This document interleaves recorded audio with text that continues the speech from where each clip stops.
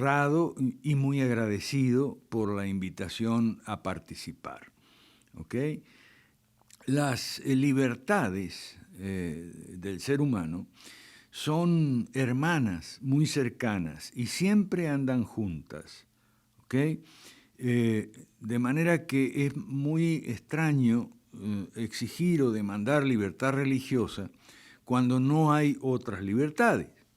Las libertades, incluso las libertades comerciales y económicas, la libertad de prensa, las libertades siempre andan juntas, florecen juntas, también se conservan juntas, son atacadas a la vez por los sistemas tiránicos de gobierno y perecen juntas. ¿Okay? Muy difícilmente usted va a encontrar en el mundo sistemas de gobierno que permiten algunas libertades y otras no. ¿Okay? Eso sucede, pero es inestable, es poco duradero, o los sistemas de gobierno tiránicos terminan o matando las pocas libertades que habían reconocido inicialmente, o hay cambios radicales y entonces todas las libertades son permitidas. La libertad de culto se distingue de la libertad religiosa, más o menos es así. Libertad de culto yo le llamo libertad para los domingos solamente, ¿ok? De lunes a sábado no hay libertad. Entonces, ahí, o sea, la libertad de culto es para usted ir los domingos a la iglesia suya, cualquiera sea, o en todo caso los sábados si es judío o los viernes si es musulmán. Eso es libertad de culto, ¿ok? Y poco más que eso. Tener Biblias o libros religiosos en su casa también está permitido, pero en su casa y tal. Hasta ahí no más. O sea, es un concepto muy estrecho de libertad, la libertad de culto. No obstante, es importante señalarlo, porque si uno ve cada año los informes de la organización Open Doors, Puertas Abiertas, está en internet, está en español también, los países donde la libertad de culto es suprimida, no existe. Y usted puede ir preso, si lo agarran un domingo en la iglesia, los cristianos tenemos que volver a las catacumbas, ¿okay? A las iglesias domésticas, o sea, la iglesia en el hogar, por supuesto escondida de la policía, porque la policía puede disolver esa reunión. Hay muchos países, y no solo musulmanes, aclaremos esto, el islamismo como tal, la religión islámica, no es violenta, ni intolerante, ni totalitaria. Lo que sucede es que actualmente el islamismo ha sido secuestrado por una variante que sí es violenta, es terrorista y es terrible, y es perseguidora y es totalitaria. Esa variante se puede llamar salafismo, en fin, hay distintos nombres, yihadismo, repito, que quede claro, yo soy cristiano, pero conozco la religión musulmana, y la religión musulmana es una cosa y estos terroristas son otra cosa. Entonces, pero en muchos países musulmanes, aunque no solo musulmanes, la libertad de culto está suprimida. Si usted lo agarran con una Biblia, lo meten preso. Si usted organiza una reunión, usted es pastor o predicador o maestro, y va preso. No, eso no hay libertad de culto. Gracias a Dios, eso no sucede en esto que solíamos llamar Occidente, pero las libertades religiosas están muy recortadas, está siendo recortada cada vez más. ¿Okay? Y está siendo recortada cada vez más porque los gobiernos asumen una agenda explícitamente anticristiana.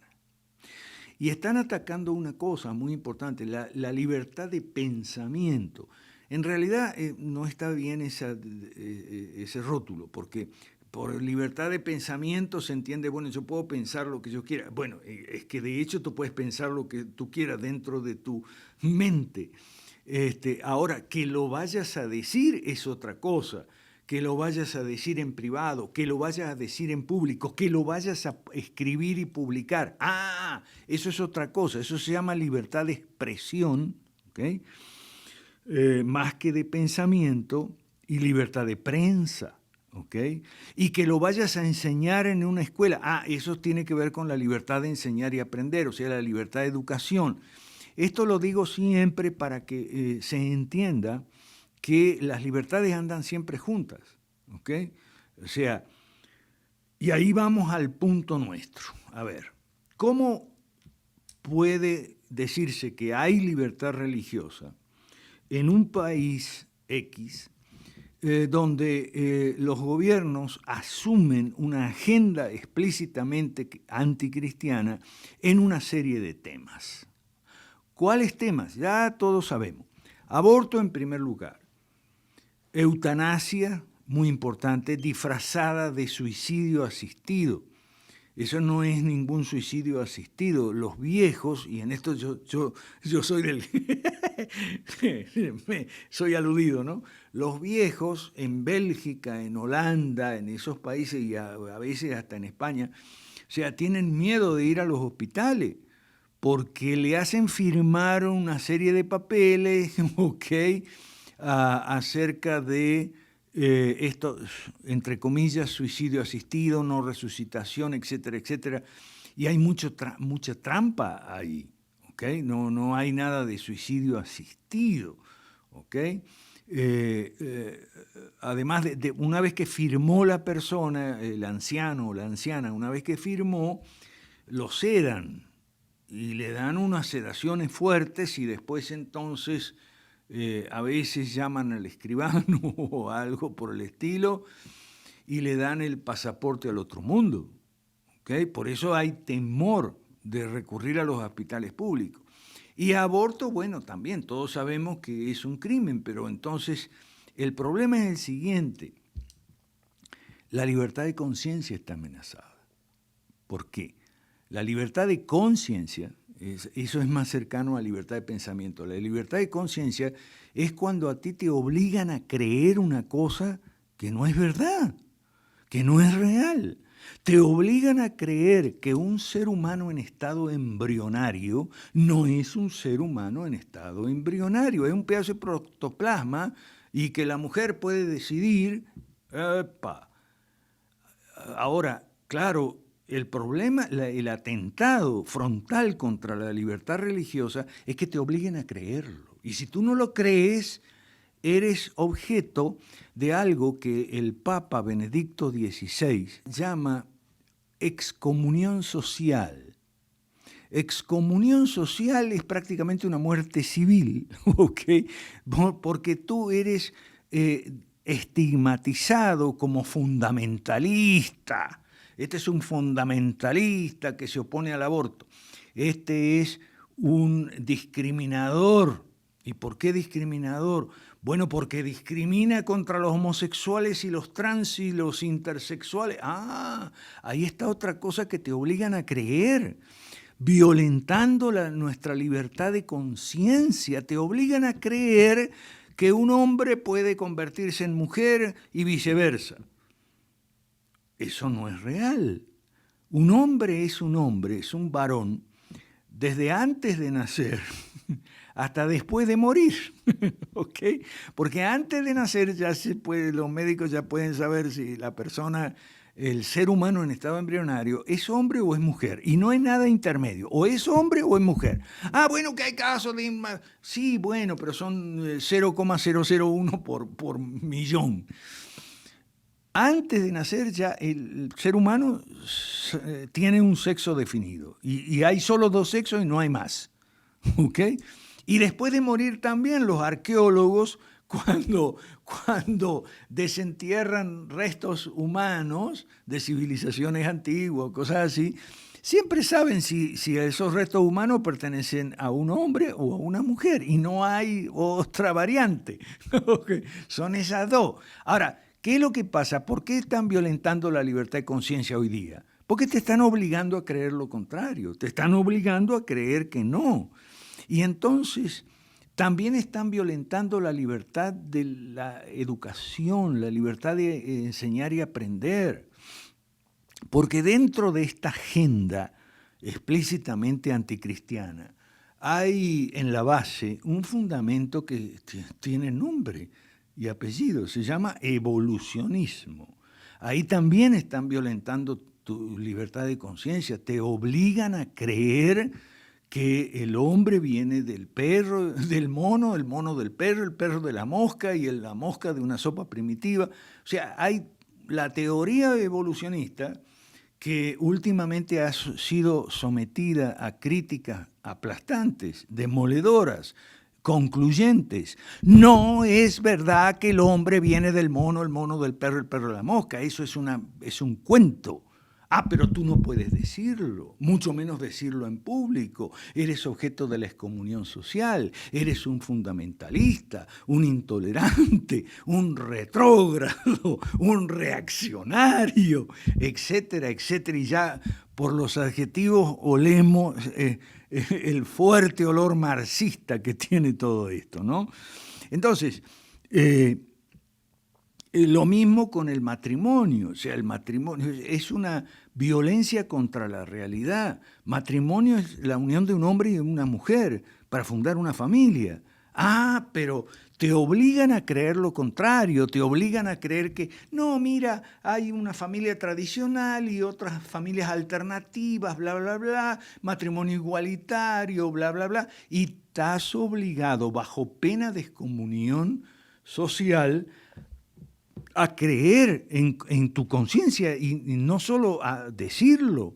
Porque claro, si mañana viene un policía y me pone una pistola en la cabeza y me dice, tienes que decir ahí en el micrófono que Darwin tenía razón. Bueno, está bien, si tengo la pistola en la cabeza le voy a decir, sí, cómo no, claro, hasta que baje la pistola. Pero en mi mente seguiré pensando que no, ¿ok? No, este totalitarismo quiere entrar adentro de tu cabeza y que tú lo creas. Eso es algo inconcebible. Y las sanciones son muy fuertes, son discriminaciones en el trabajo, en la educación, en el ejercicio de las profesiones. Hay una profesión que está muy atacada hoy en día, que es la medicina. Entonces, si el gobierno pretende enseñarle a los médicos cómo curar y pretende enseñarle a los maestros cómo enseñar, y decirle cómo deben enseñar, cómo deben evaluar, es algo terrible. Los maestros son otros y profesores que mansa y obedientemente acatan todas las órdenes del gobierno, pero no son ellos pedagogos, no son docentes. No hay libertad de enseñar y aprender. Y lo mismo con la disciplina familiar. O sea, usted puede ir preso hoy en día si disciplina a su hijo o hija. Le sale un muchachito, los muchachitos a veces se ponen respondones, se ponen groseros, se ponen maleducados y hay que disciplinarlos. ¿Y quién los va a disciplinar? El padre de familia. ¿Ok? Pero entonces el gobierno dice que no les puedes pegar un chancletazo a un muchachito respondón, que no puede. ¿Y cómo? ¿Y no eres el padre? ¿Quién es el padre de los niños y niñas?